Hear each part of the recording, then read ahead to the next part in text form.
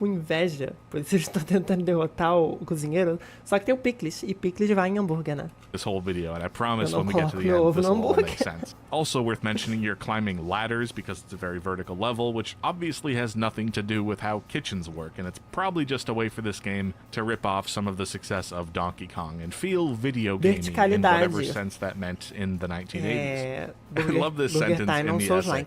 The title tells us little beyond that the game will involve burgers now. It's burger time. I love this joke because as little sense as the game makes, the title, which usually provides some context, is just complete nonsense in this case.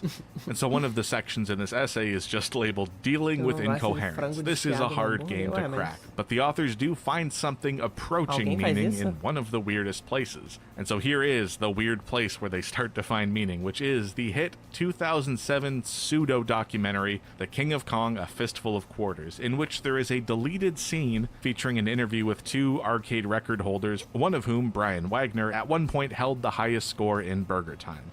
And so this is a documentary that is dense to talk about because the way it was made is somewhat scripted, very stagey, and that kind of gets into this other debate about what documentaries are and what they're supposed to be. I won't get into it too much now, but I love that conversation, and maybe I should talk about King of Kong at some point on this channel because it's such a weird artifact of gaming media. But anyway, the way they talk about Burger Time in this film is intense, and so let's roll that clip. When you make a drop on Burger Time, the last thing you want to do is celebrate because here's what happens. When you drop them and they're going down, they're watching you.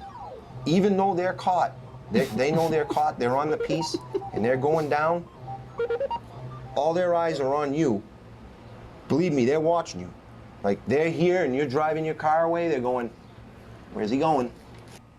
And I have to share these two comments from an upload of the scene on YouTube. They speak of Burger Time like it's the coming apocalypse, and I'm now afraid of Burger Time.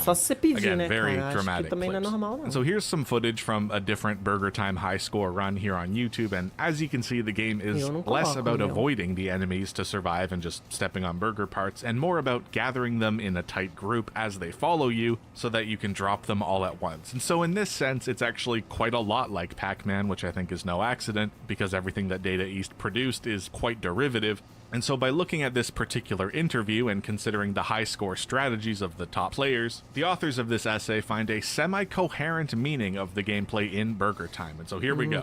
Once the enemies are grouped, a strategy referred to as dropping becomes the best way to get the highest number of points. If an enemy is standing on a burger part as the chef finishes running across, the enemy will fall with the burger part to the platforms below. And so here's the part of that interview in the deleted scene from King of Kong where they talk about that strategy, and again, it is... Se você passar por cima do ingrediente enquanto os inimigos estão em cima, eles vão cair junto.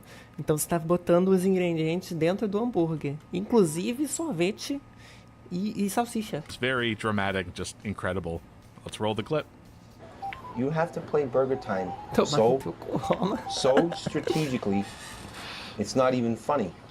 If you group them and they're not tight, you can see, I can tell if they're going to hold together. I can tell. I'll use another pepper to make sure they're tight. Because I don't want any surprises down the road in the game. It's like building a house and the roof's not on it and it's going to rain tomorrow.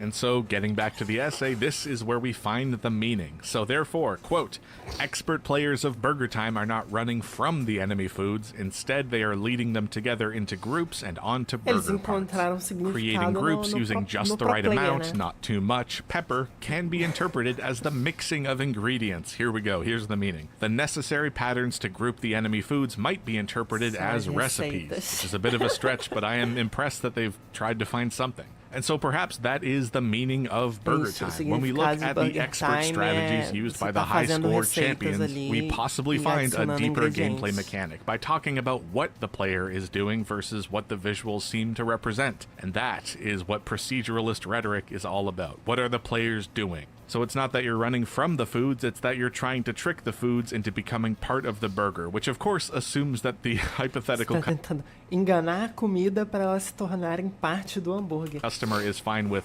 fried eggs mas aí on their...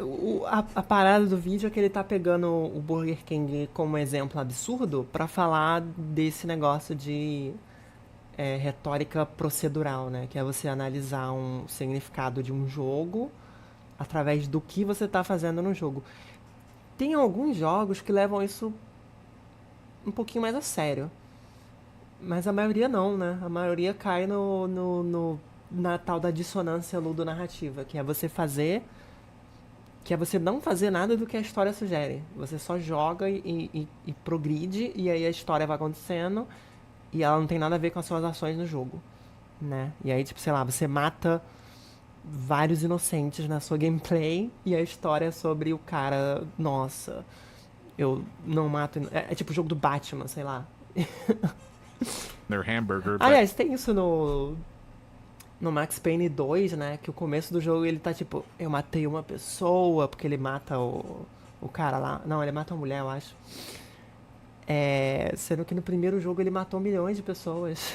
You know, to each their own. I've heard of worse things. And so here are some closing thoughts. Very basically, I can't think of too many games like Burger Time in that it's both popular and well remembered by arcade fans of the era, and also a relatively nice looking game with a clear art style. I mean, I like the sprites in this game, I think they're charming, but it also just is a game that somehow makes absolutely no sense. And so when we focus less on the pixels as representing literal things and consider a game's best strategies for racking up points, perhaps Burger Time is not complete nonsense. Perhaps. Maybe it's a game about loading up hamburgers with sausages and fried eggs because the kitchen has too many things and you need to throw them onto sandwiches.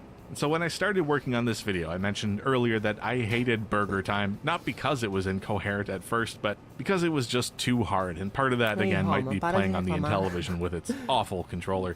But having come back to it after all these years, as someone who's learned to enjoy obtusely difficult games, I kind of see the appeal. It plays like a Pac-Man clone with graphics clearly borrowing from Donkey Kong, and honestly, it kind of works. It's not something I can play for more than 20 minutes at a time, but... hey, that's precisely the point of arcade games. It collects the quarters successfully. And if I may be so bold, it was the best of times. It was the Burger Time. And so as of this week, we've been on YouTube for 1 year here on Computer Lab Hijinks. Let's play that fanfare sound. Esse canal é muito maneiro. Computer Lab Hijinks. Eles têm vários videozinhos sobre coisas de videogame, né? Não sei se esse vídeo é bom, mas esse canal é bom, deixa eu ver.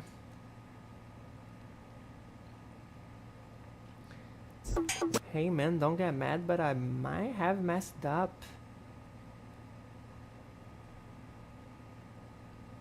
Tô com medo do que eu vou assistir.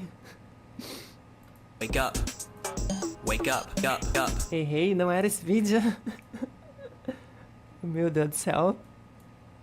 Manda certo, então.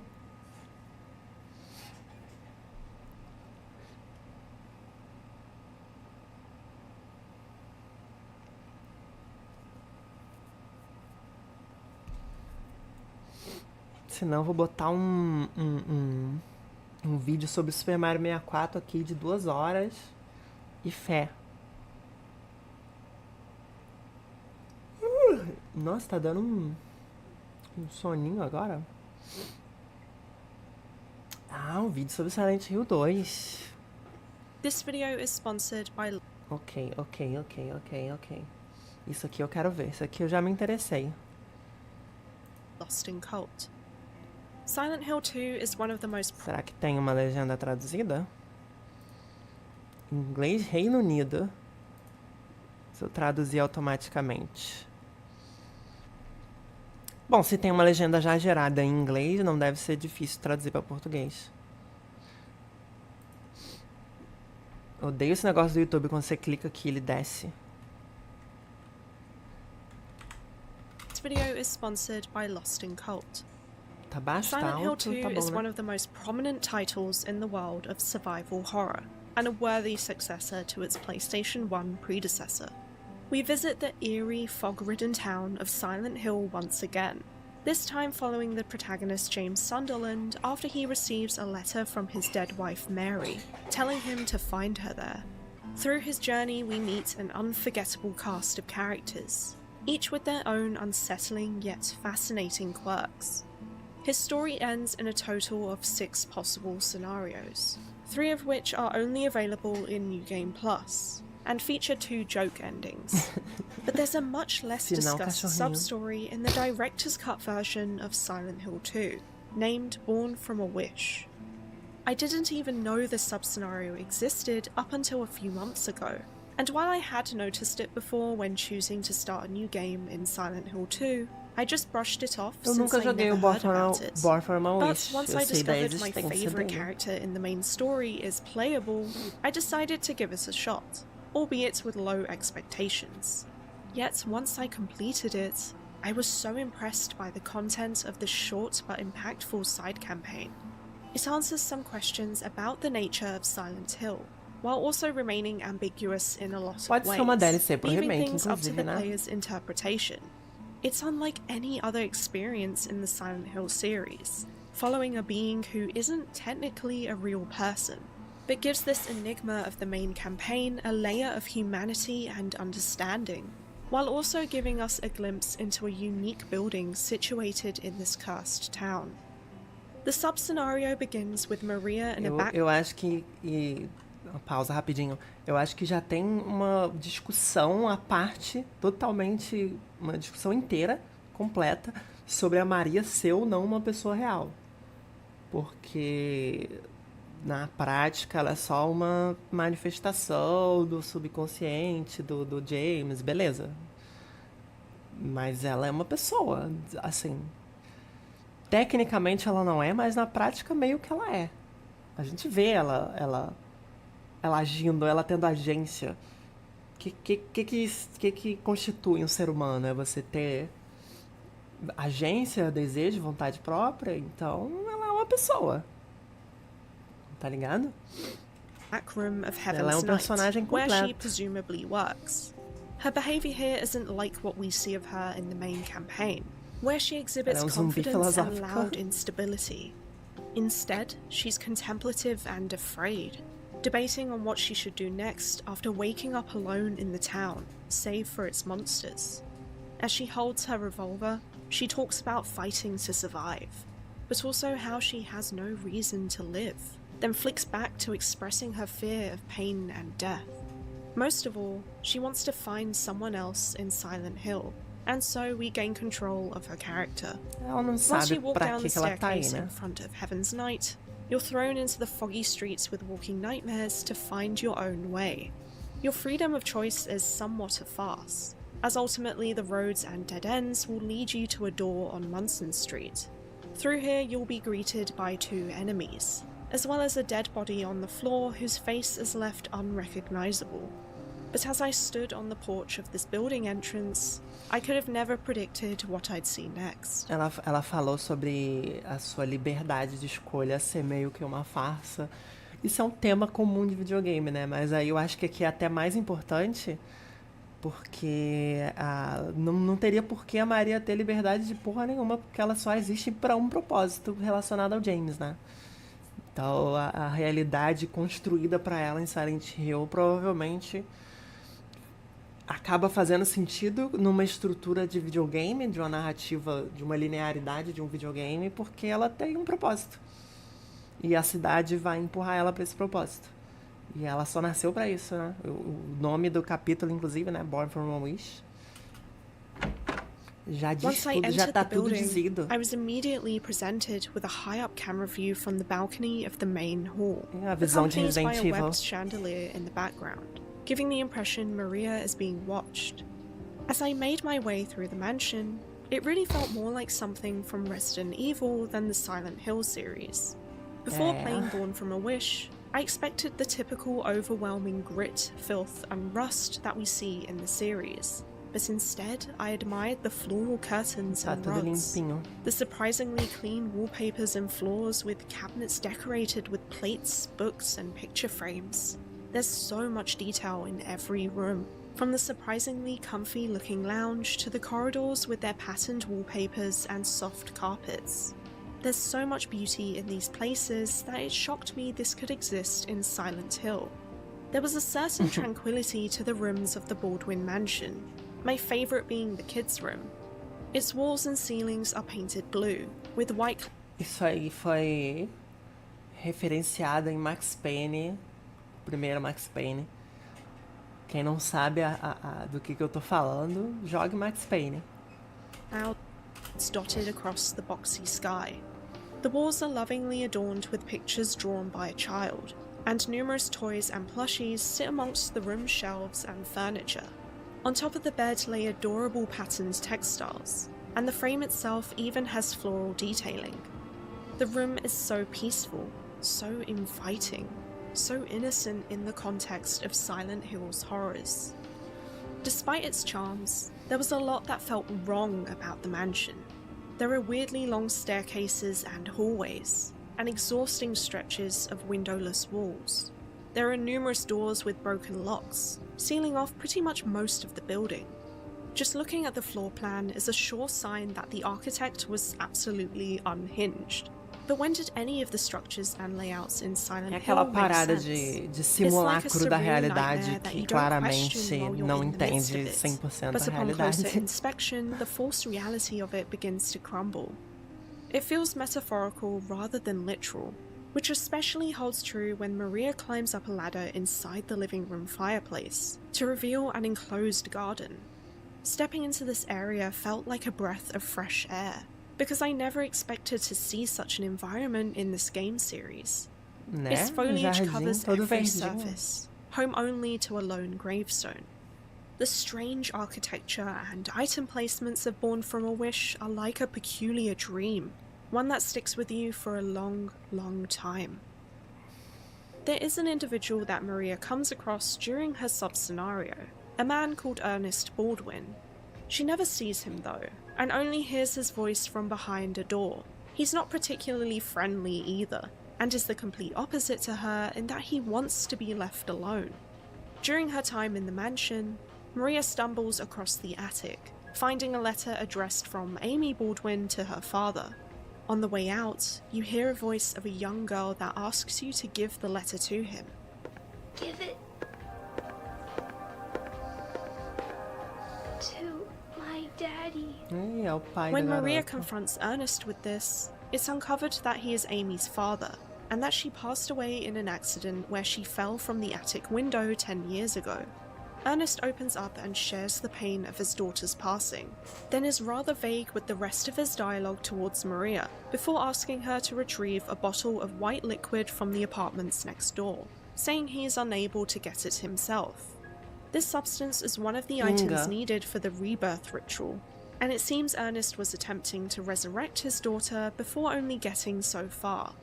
After a little trip to Blue Creek Apartments, Maria brings back what Ernest asked for. He thanks her and goes on a tangent about gods and the town, most notably telling Maria she was born in this town, and asks if she believes in fate, to which she replies no. When she asks Ernest if she can open the door, he says it's a dead end, and there's nothing beyond here.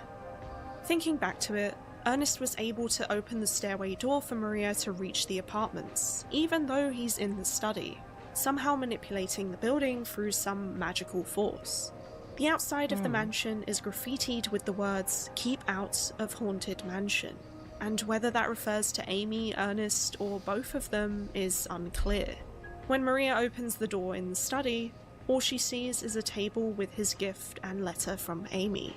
The camera lingers on the emptiness of the room, hovering on certain shots as if there is a presence. Overall, the clues seem to point to Ernest being a ghost, whether figuratively or literally. He seems to disappear after his final conversation with Maria, and so she leaves to roam the foggy streets once again. It feels as though she helped Ernest reach a resolution, as if helping a ghost pass on from what troubles them. In a lot of Isso aí já parece uma narrativa muito mais comum de história de fantasma e tal, japonesa, porque Silent Hill é fora da caixinha, total. Aqui já é mais assim, você encontra o fantasma tem uma história de alguma coisa sem resolução na sua vida, né? E aí você vai lá, ajuda ele a encontrar a resolução e aí ele some. ways, she then goes on to do the same for James, bringing him clarity in the end too. É verdade, Born ela from a faz a Wish mesma tells coisa us com so James. much about Maria's origins and her character, while also leaving a lot up to interpretation in true Silent Hill fashion. One of the first key moments is when she hesitates before saying her name for the first time, either because she can't quite remember, or because she knows she is born from Mary but doesn't want to admit this yet. Nevertheless, her name is an appropriate choice, given that Maria is a derivative of Mary. É ao contrário, Mary é derivativo de Maria. Funnily enough, even the development of Maria involves some mirroring of real people. Her signature outfit is almost a carbon copy of Christina Aguilera's outfit from the 1999 Teen Choice Awards. She is built in the image of someone else from developments to her in-game existence, whether intentionally or not. Maria's memories seem to settle in over time during the course of the sub-scenario. For example, she briefly remembers Laura, a girl Mary knew and cares about, when examining a toy in Amy's bedroom, but then is confused by who this Laura person is. She doesn't understand these flickers of the past that invade her thoughts. During Maria and Ernest's final conversation, there's a certain part which stuck out to me, and that's when she questions him on what he would have said if she agreed to believing in fate. É So, bem lore What if I estendida, had said I esse believed in capítulo. fate? That James. He's a bad man. Ih, é mesmo. James. Ernest suggests that James is Maria's fate, responding immediately by mentioning him after her question. Upon hearing his name for the first time, she wanders her mind for memories, finally remembering, although she keeps it ambiguous as to exactly what she uncovers.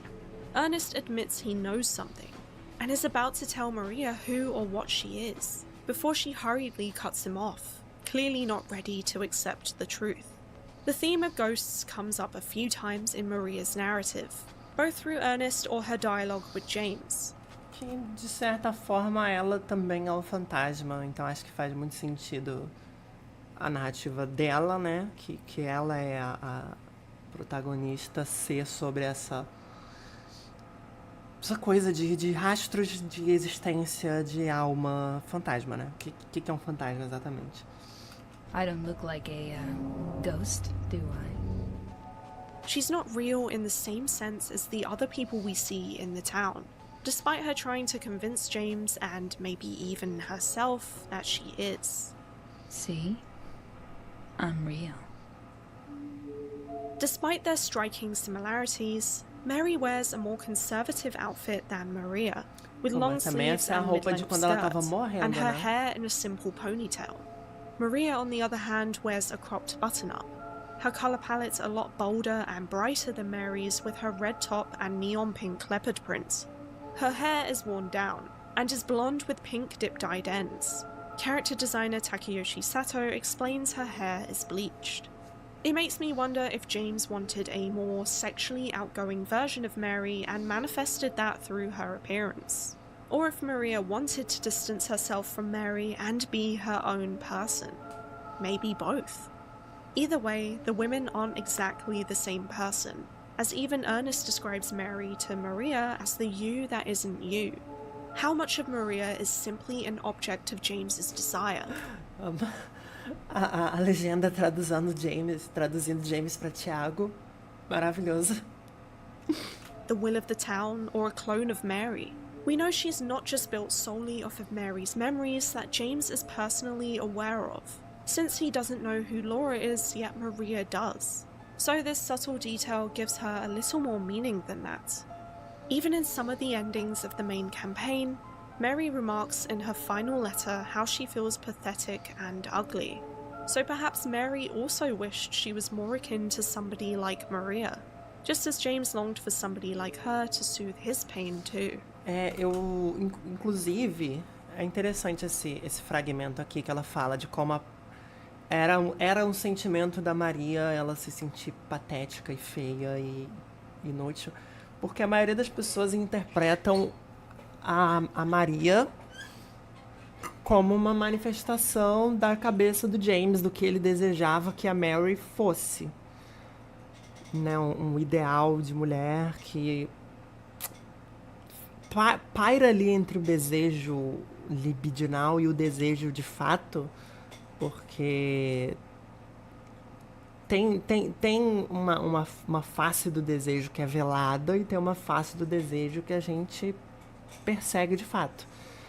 Então a Maria seria essa face velada do desejo, que é o que o James não manifesta de fato nas suas ações.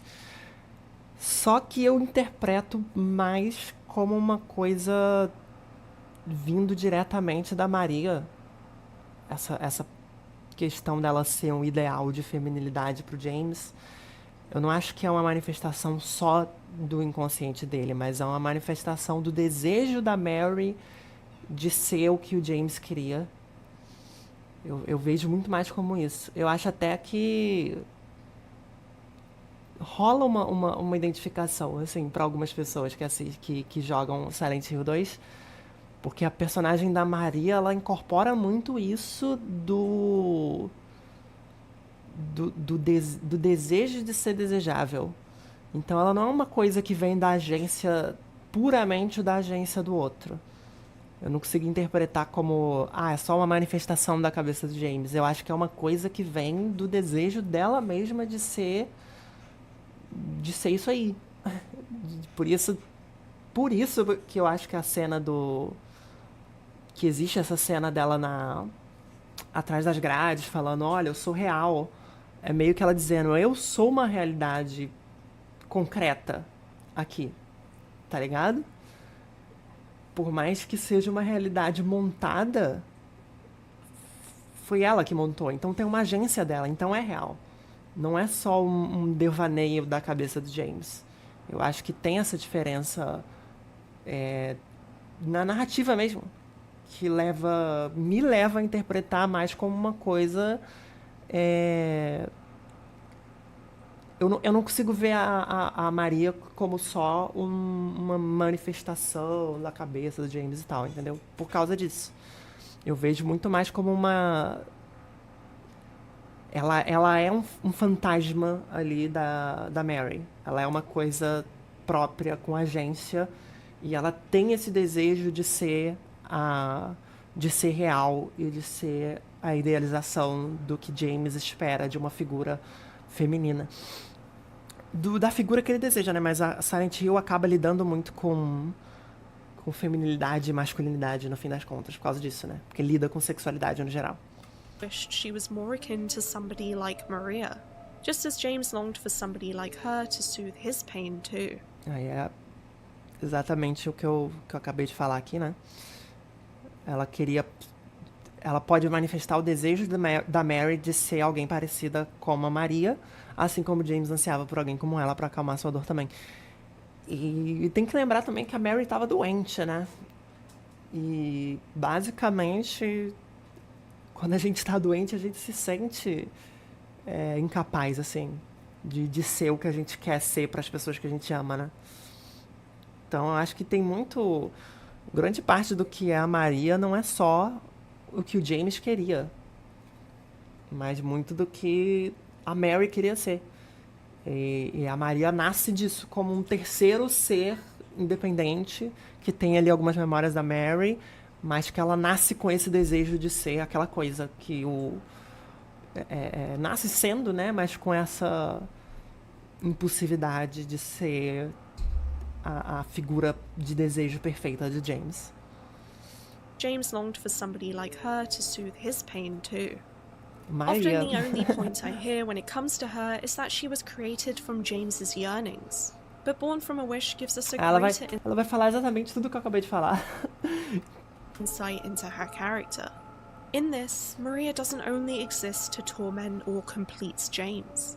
She has her own fears, cares, and actions outside of her feelings towards him, even though they waver and disintegrate into the core emotions and memories of Mary. Eventually, her anger, love, and attachment towards James take over, at times becoming jealous that he is searching for the original Mary and not her, like outbursts similar to what Mary describes during her final letter, as she would lash out from frustration of her sickness. tem um pouco de relação com o personagem que eu gosto do Fear and Hunger, mas no caso dela fala mais sobre auto-sacrifício em nome de outra pessoa a ponto de se apagar. My favourite part of Maria's story is the ending from Born from a Wish, as she struggles to understand the meaning of her existence. If not for James,